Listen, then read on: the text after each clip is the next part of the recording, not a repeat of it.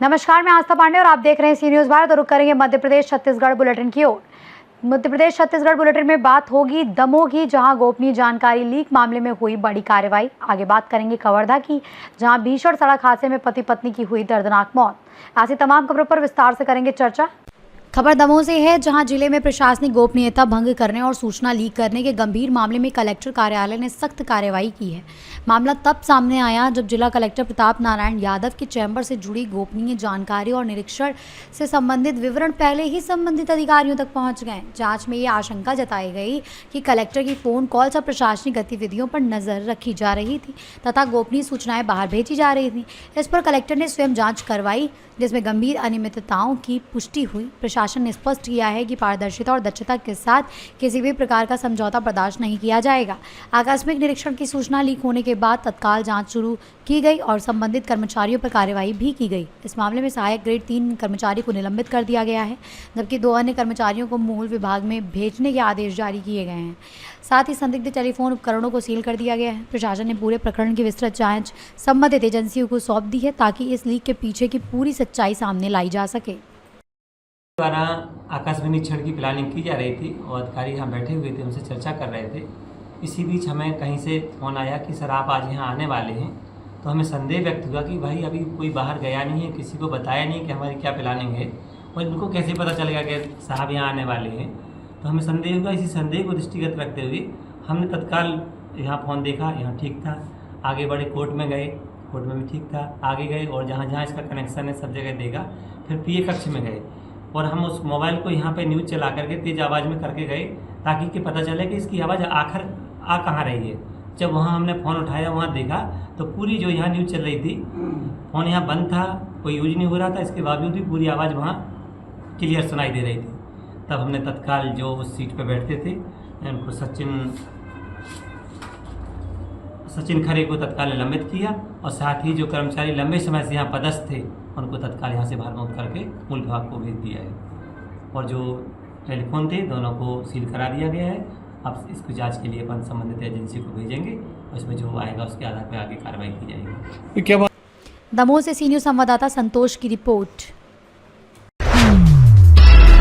खबर कवर्धा से है, जहां जिले के कुंडा थाना क्षेत्र में हुए भीषण सड़क हादसे में बाइक सवार पति पत्नी मौके पर दर्दनाक मौत हो गई, जबकि उनके साथ मौजूद 4 वर्षीय बालक गंभीर रूप से घायल हो गया। घायल बच्चे को उपचार के लिए सामुदायिक स्वास्थ्य केंद्र कुंडा में भर्ती कराया गया है। जानकारी के अनुसार मृतक कृष्णा औडले निवासी सारंगढ़ अपनी पत्नी कीर्ति औडले और 4 वर्षीय बच्चे के साथ बाइक से कोले गाँव अपनी ससुराल जा रहे थे।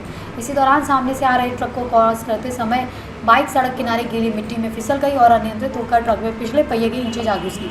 हादसे में पति पत्नी की मौके पर ही मौत हो गई, जबकि बच्चा दूर जा गिरने से बच गया लेकिन घायल हो गया।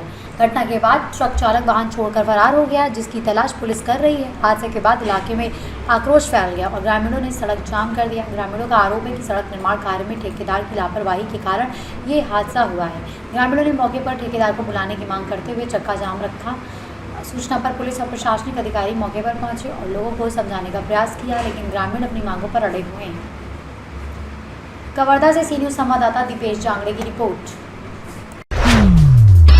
खबर उज्जैन से है, जहां भेरूगढ़ क्षेत्र में एक प्राचीन और सिद्ध स्थल पर अब मां कामाख्या धाम विकसित किए जाने की तैयारी की जा रही है। नागा साध्वी राजराजेश्वरी गिरी ने दावा किया है कि ये स्थान लगभग 150 वर्ष पुराना सिद्ध स्थल है, जहां वर्षों से साधना और धूना चलता आ रहा है। साध्वी के अनुसार इस स्थल पर इच्छाधारी नाग नागिन के दर्शन भी होने की मान्यता है।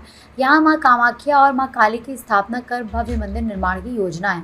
बताया जा रहा है कि इस स्थान पर आने वाले श्रद्धालु बीमारी, भूत प्रेत बाधा, संतान सुख और व्यापार संबंधी परेशानियों से मुक्ति की कामना लेकर पहुंचते हैं और कई लोग इसे चमत्कारी स्थल मानते हैं। साध्वी ने यह भी बताया कि भविष्य में यहाँ भक्तों के लिए 24 घंटे भोजन प्रसादी, रुकने की व्यवस्था, हवन पूजन और साधना केंद्र विकसित किए जाएंगे। साथ ही धर्मशाला और झोपड़ियाँ जैसी सुविधाएं भी तैयार की जाएंगी, ताकि श्रद्धालु को किसी प्रकार की असुविधा ना हो सके।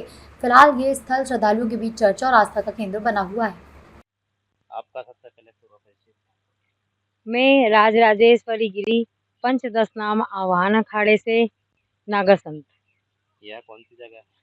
यह भैरवगढ़ जेल के पास में, सिद्धवट के पास में ओड़ी वाले बाबा के नाम से जाना जाता है। ये 50 साल पुराना एक प्राचीन धरोहर है, जिसपे कि ये ओटला बनाया गया है। इस मंदिर की खास विशेषता बताएं। इस मंदिर की खास विशेषता ये रहेगी कि ये माँ कामाख्या धाम के नाम से जाना जाएगा और यहाँ पे जो भी व्यक्ति रहेंगे उनकी हर मनोकामना पूर्ण होगी। और यहाँ भक्तों से आने से क्या-क्या फायदे मिलेंगे? भक्तों को फायदे मिलेंगे यहाँ में। नहीं, भक्तों को यहाँ दर्शन करके हाँ, यहाँ भक्तों को क्या-क्या दर्शन मनोकामनाएं पूरी होंगी? उनकी सारी मनोकामनाएं पूर्ण होंगी। घर गृहस्थी से लेके किसी का विवाह संबंधित, किसी के रोग, किसी का बच्चा, किसी भी प्रकार की कोई बीमारी, कोई तकलीफ होगी तो माँ कामाख्या उसको खत्म कर देगी जड़ से। ये मेरा खुद का अनुभव है। आने वाले समय में क्या-क्या व्यवस्थाएं रहेगी यहाँ पे? आने वाले समय में यहाँ पर भोजन प्रसादी की 24 घंटे व्यवस्थाएं रहेंगी, लोगों के रुकने की व्यवस्थाएं रहेंगी, खान पीन की पूरी व्यवस्थाएं बहुत अच्छे से रहेंगी। और भक्तों को क्या-क्या मनोकामनाएं पूरी हो सकती है?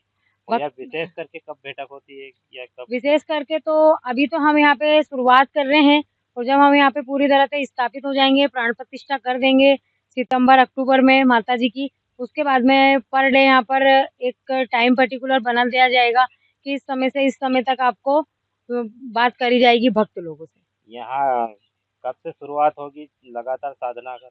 लगातार साधना की यहाँ से सितंबर से शुरुआत होगी। नौरते जो आएंगे छोटे वाले, उसके बाद लगातार यहाँ साधना की शुरुआत हो जाएगी। एक बार पुनः आपका परिचय। मेरा नाम राजराजेश्वरी पंचदश नाम जूना आह्वान अखाड़े से हूँ मैं, नागा संत। सबसे पहले आपका परिचय। मेरा पंचदश नाम आह्वान अखाड़े से हूँ। यहाँ पर की क्या विशेषता है, किस विषय को लेकर? हमारा यहाँ पर आश्रम बनने जा रहा है, ये जो कि माँ कामाख्या धाम के नाम से आश्रम का नाम रखा गया है और यहाँ पे हर व्यक्ति की हर मनोकामना पूर्ण होगी। जैसे कि आसाम के माँ कामाख्या मंदिर में होती है, उसी प्रकार से हम माँ कामाख्या के साधक हैं और हम चाहेंगे कि हर व्यक्ति की हर मनोकामना पूर्ण हो, उसकी दुख तकलीफ बीमारी, जिसको जो भी तकलीफ हो, जिसकी जो मुराद हो वो पूरी हो। उज्जैन से सी न्यूज़ संवाददाता यशपाल दीक्षित की रिपोर्ट। फिलहाल इस बुलेटिन में बस इतना ही। बाकी देश और दुनिया की तमाम बड़ी खबरों के लिए बने रहिए सी न्यूज़ भारत के साथ।